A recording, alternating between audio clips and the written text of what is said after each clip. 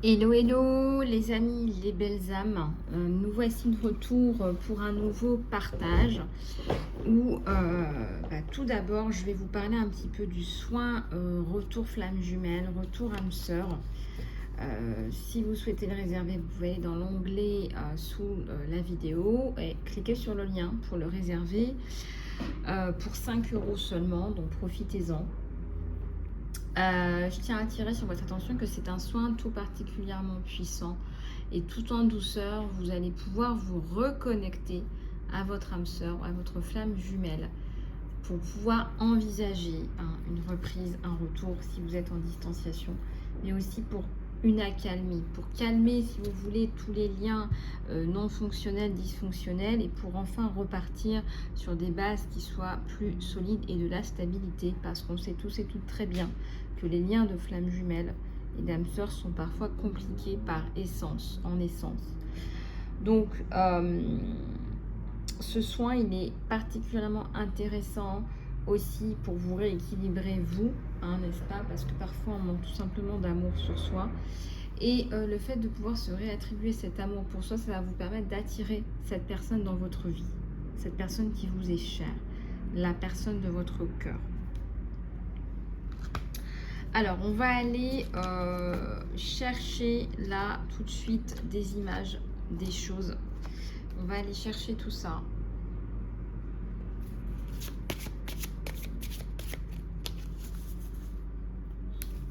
On va aller chercher des messages pour toi parce que tu en as besoin.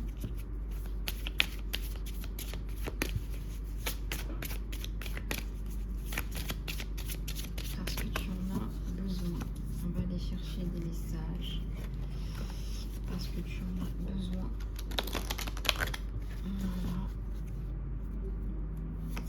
Voilà. Allez, il va falloir décrocher là. Besoin d'un break parce que là, tu es fatigué. Et je pense que si tu continues comme ça, ça va être un petit peu compliqué. Recharge tes batteries, les batteries de ton âme et décharge-toi de tout ce qui est digital. Connecte-toi à toi-même en te déconnectant des distractions comme par exemple des to-do list des autres personnes par exemple. La meilleure façon de faire ça, c'est de générer des idées qui sont fraîches et innovantes pour équilibrer tout ce qui est naturel et tout ce qui est virtuel. Je m'explique. Qu'est-ce qu'on entend par là? Eh bien, on entend que le monde qui vous entoure a autant à vous apprendre que ce monde extrêmement virtuel. Le danger de cette virtualité, c'est quoi? C'est qu'en réalité, vous allez vous déconnecter de ce monde matériel, non pas matériel au sens monétaire, mais au sens de, voilà, j'apprends autant à me connecter avec un arbre dans la nature que à écouter un podcast par exemple pour me concentrer par exemple sur mes sensations intuitives. Si je travaille sur des sensations intuitives, je peux apprendre ça de façon tout à fait cérébrale, mais je peux aussi décider d'arrêter de me connecter H24 avec tout ce monde virtuel, ces applications, ces réseaux sociaux, etc. et décider, par exemple, d'aller en pleine nature et de me reconnecter avec mes sensations sincères, honnêtes et intuitives. Et je sais qu'elles seront authentiques. Voilà. Excusez-moi. Allez, on continue. Il y a des abeilles qui ont besoin de se déconnecter là. Je dirais même beaucoup. Beaucoup d'abeilles qui ont besoin de se déconnecter là. Et c'est tant mieux. Alors, offre ton amour. On voit que tu as beaucoup d'amour à donner. Est-ce que quelqu'un dans ta vie pourrait bénéficier de cet amour, de cette gentillesse? Le geste n'a pas besoin d'être grand. Tu peux envoyer un email, prendre ton téléphone, aller visiter quelqu'un ou commander un bouquet commander un bouquet de pensées. Il faut que tu dises à cette personne que tu penses à elle ou que tu penses à lui. Et quand tu offres de l'amour généreusement, cette énergie d'amour, en fait, elle revient vers toi de façon démultipliée. Tandis que ça nous élève aussi durant ce processus. Donc on te dit, eh bien, va parler aux autres et va offrir ton amour aujourd'hui. Voilà.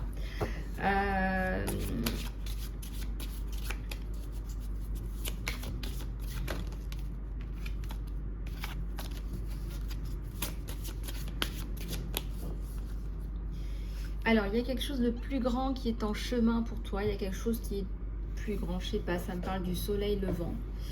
Ça me parle d'une opportunité là ailleurs. On te dit autorise ta vision à se détendre, à se développer et sois ouvert à la forme qu'il prend. Tu peux découvrir que tu es en train de rêver trop petit et que ce qui avait l'air d'un obstacle est en fait en train de se développer comme il le fallait et dans une meilleure direction. L'univers est là, l'univers est derrière toi. L'univers est derrière toi et peut-être que tu le savais pas, mais l'univers est derrière toi. Et on te dit que ta mission d'âme, déjà, c'est la joie.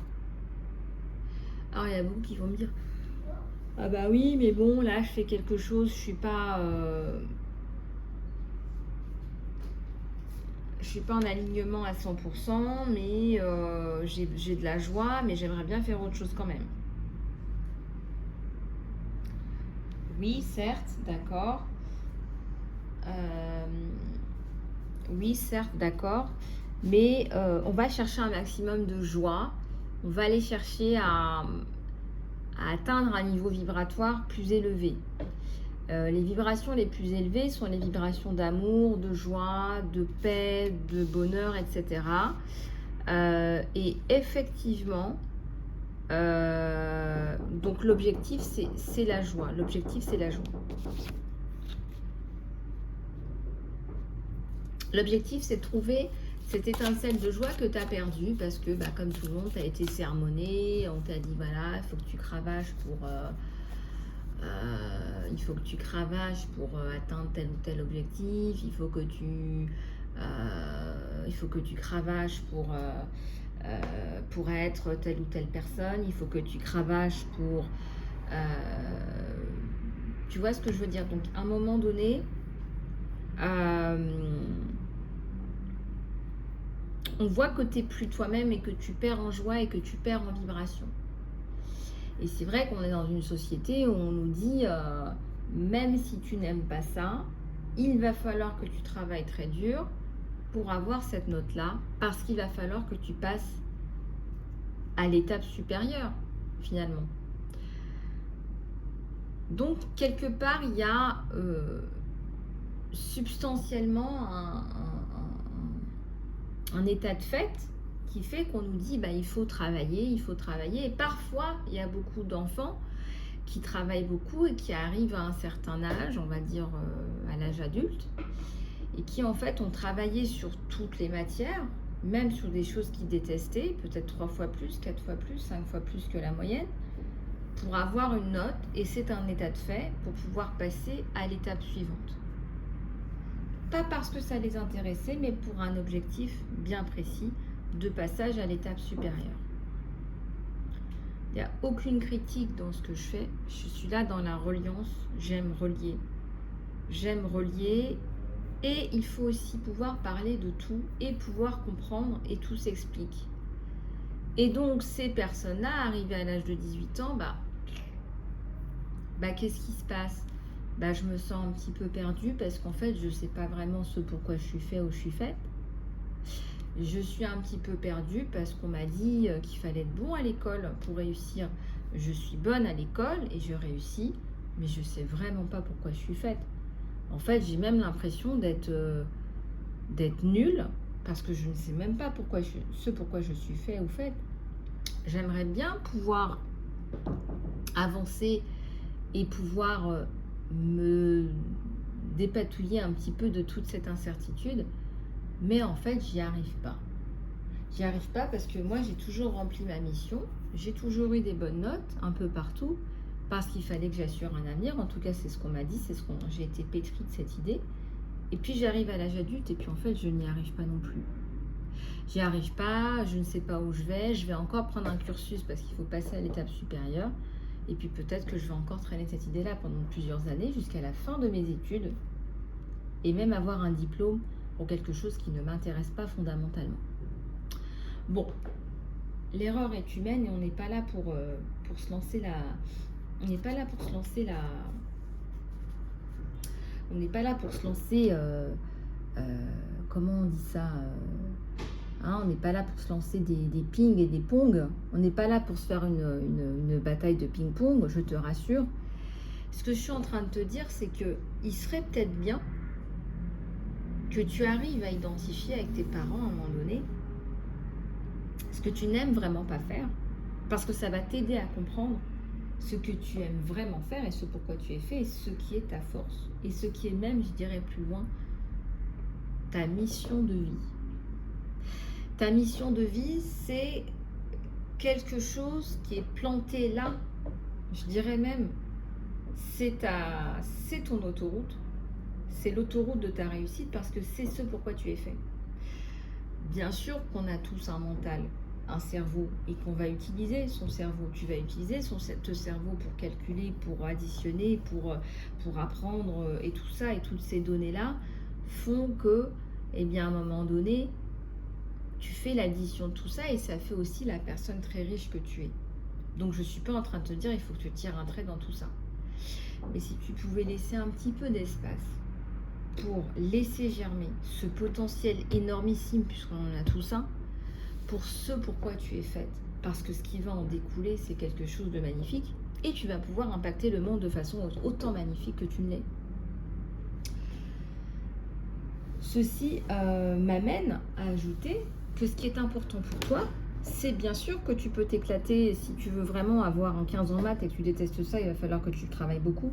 Mais tu peux aussi décider de te dire, avec le soutien des adultes autour de toi, ben, peut-être qu'il serait temps que j'admette que la philosophie, j'adore ça. Je te donne un exemple. Et que moi, je vis par les principes de Platon. Et le platonisme, pour moi, c'est l'avenir. Et je compte bien véhiculer les valeurs du platonisme dans la vie. Bah, si c'est ton truc, j'ai envie de te dire, il faut y aller. Tu as peut-être des choses à revendre là-dedans.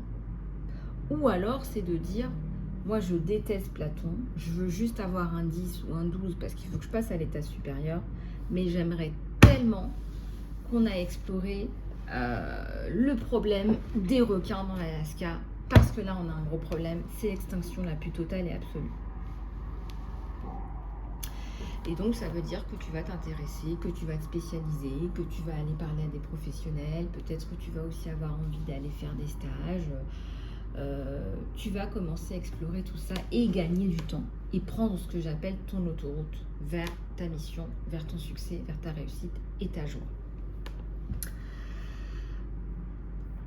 Je pourrais vous parler pendant des heures parce que ça fait aussi partie de ma mission de vous réaligner avec ce pourquoi vous êtes fait et ce pour qui vous êtes et ce pourquoi vous êtes fait et fait. Et il m'en a fallu aussi du temps. Je suis ingénieure de formation et puis ensuite je suis devenue juriste parce que j'en avais besoin. J'en avais besoin dans mon travail, donc je suis devenue aussi juriste. Et puis aussi, à force de gérer des équipes, je suis devenue coach. Et puis je me suis rendu compte que de façon innée, de toute façon, j'aime travailler avec les gens de façon innée. Et puis au fur et à mesure de mes expériences personnelles, je suis aussi devenue thérapeute et mentor. Et puis auteur, écrivain. Tout ça pour te dire qu'en fait, tout ça, tu as l'impression que ça n'a pas de sens et tu as l'impression que... Mais en fait, tout ça, toutes ces pièces dans ma corbeille, toutes ces pièces à mon échiquier de la vie ou du succès de ma vie, toutes ces pièces en fait à cette pyramide que je monte, eh bien en fait elles étaient nécessaires. Parce que quand on a un esprit cartésien, c'est quand même plus facile pour s'organiser, pour gérer ton sang, pour gérer parfois des problèmes et trouver des solutions.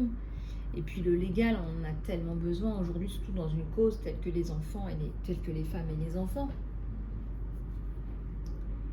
Et puis aussi, on a besoin de thérapeute, on a besoin de ces aspects thérapeutiques, de mentoring et de l'écriture, parce que l'écriture, ça permet vraiment de transmettre et de véhiculer et de lifter, d'uplifter et d'empuissancer.